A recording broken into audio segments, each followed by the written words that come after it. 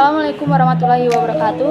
Perkenalkan, nama saya Nabila Julianda, kelas PS 3C, NIM 22631050. Saya di sini akan mempresentasikan tentang bisnis plan saya yang berjudul donat labu kuning.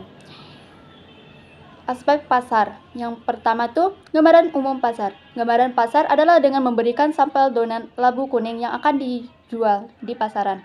Yang kedua, target pasar primer. Pasar sasaran yang dipilih sebagai fokus utama kegiatan pemasaran dan sebagian besar sumber daya perusahaan.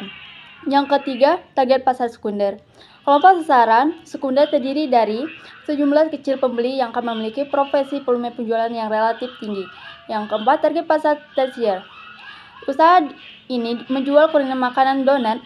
Pasar tersier usaha ini mencakup orang-orang yang tidak terlalu menyukai donat namun mungkin tertarik membeli donat. Yang kelima, pesaing. Makanan donat labu kuning khas Curug mudah dibuat ini memiliki banyak pesaing di daerah, terutama kota yang ramah dikunjungi masyarakat. Aspek finansial. Usaha bisnis donat labu kuning khas Curug dari aspek finansialnya meliputi biaya pembangunan, aliran kas, pajak penghasilan, dan metode penilaian investasi. Yang selanjutnya, aspek risiko. Di dalam bisnis donat labu kuning khas Curug ini mempunyai aspek risiko pemasaran, risiko keuangan, risiko operasional, dan risiko sumber daya alam. Yang keempat, aspek hukum. Bisnis donat labu kuning ini telah mencakup legalitas usulan bisnis yang dioperasikan di Curug ini. Selanjutnya, aspek teknik dilihat 7P. Yang pertama, produk. Produk yaitu mempunyai banyak macam topping dari topping coklat, matcha, stroberi, taro, dan lain-lain. Yang kedua, place. Dalam memesan donat labu kuning ini bisa menghubungi admin yang telah tertera di sosial media donat ini. Yang ketiga, price.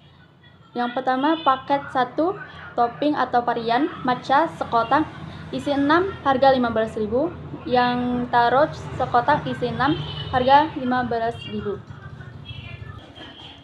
Selanjutnya yang keempat, promotion. Dengan melakukan promotion ini di sosial media dan juga memberikan potongan harga jika membeli. Yang kelima, people, pemilik dan karyawan yang bekerja untuk membuat donat ini dengan sangat teliti dan baik. Yang kelima, proses. Bisnis ini dijalankan dan melakukan. Yang keenam, proses. Bisnis ini dijalankan dengan melakukan proses pembuatan dengan efisien dan ramah lingkungan. Yang ketujuh, physical defense. Toko donat labu kuning dibuat dan didesain dengan unik dan memberikan suasana yang nyaman. Aspek analisis SWOT. Aspek ketahanan. Yang pertama, bahan baku yang mudah dan didapat. Yang kedua, model kecil dan terjangkau. Selanjutnya yang ketiga, harga terjangkau. Yang bagian B, aspek kelemahan. Yang pertama, produk mudah dirusak atau basi. Yang kedua, pembuatan hanya bisa dibuat sesuai pesanan. Yang ketiga, susah mendapatkan kepercayaan jika dijual lewat online. Yang keempat, kualitas produk cepat menurun. Yang C, aspek peluang. Yang pertama, modal tidak terlalu besar. Yang kedua, peluang cukup besar untuk dikembalikan. Yang ketiga, keuntungan lumayan besar. Yang keempat, banyak yang menyukai cemilan yang satu ini. Dan yang kelima, cocok untuk dijadikan sebagai kado untuk ulang tahun. Yang bagian D, aspek ancaman. Yang pertama, banyak pesaing. Yang kedua, produk yang mudah ditiru. Yang ketiga, harga bahan yang tidak stabil. Yang keempat, para peminat yang biasanya cepat bosan. Selanjutnya, aspek profitabilitas. Selanjutnya, aspek profitabilitas. Yang selanjutnya, aspek sosial. Aspek sosial dan dari rencana bisnis mengacu pada bagaimana bisnis bertujuan untuk berinteraksi dengan masyarakat. Yang selanjutnya, aspek inovasi 7P. Yang pertama, produk. Produk donat terkenal dengan varian rasanya yang coklat, namun juga terus melakukan inovasi dengan menghadirkan varian rasa baru. Yang kedua, price.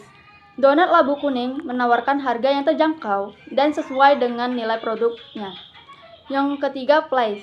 Dalam hal ini, donat labu kuning ini memastikan produk tersedia di berbagai tempat di sosial media. Yang keempat, promotion, di mana sebelah aing memanfaatkan aspek inovasi 7P. Yang pertama, produk. Produk donat terkenal dengan varian rasa yang cepat. Yang kedua, price. Donat labu kuning menawarkan harga yang terjangkau dan sesuai dengan nilai produknya. Yang ketiga, place. Dalam hal ini, donat labu kuning ini memastikan produknya tersedia di berbagai tempat di sosial media. Yang kelima, promotion, meningkatkan penjualan produk mereka seperti iklan, sponsor, dan kampanye di sosial media. Yang keenam, proses. Donat labu kuning memastikan bahwa proses produk mereka dilakukan dengan standar. Yang ketujuh, physical advantage. Donat labu kuning juga memastikan produk mereka memiliki kemasan yang menarik dan khas penampilannya. Penambahan. Di dalam aspek penjualan, memperhatikan bagaimana penjualan barang tersebut